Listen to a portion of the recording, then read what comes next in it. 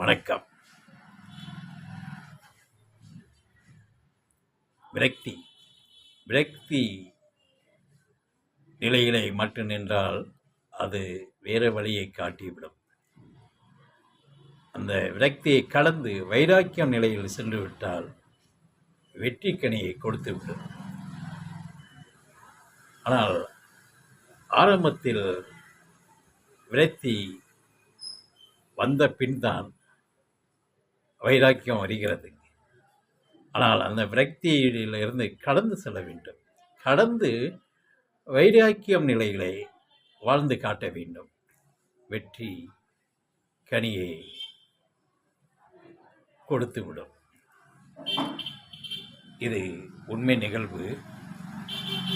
ஒரு பெண், கேரளாவை சேர்ந்த பெண், இளம் வயதிலேயே +2 படிக்கும் போது திருமணம் செய்து கொள்கிறார்.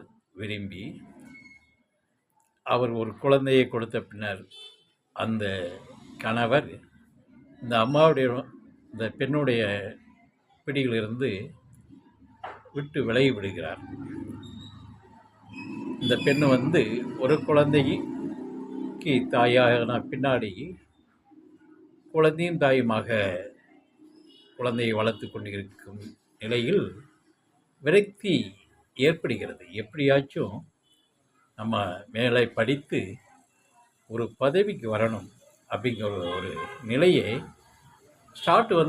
விரக்தி வரும். அந்த விரக்தியோடு நின்றக்கூடாது. விரக்தி ஒரு அவ்வளவுதான். அது விரக்தியோடு வாழ்ந்துடக்கூடாது. அது வேறு வழியை கொண்டு போகும். அதோடு இந்த பெண் வைராக்கியம் கொள்கிறாள்.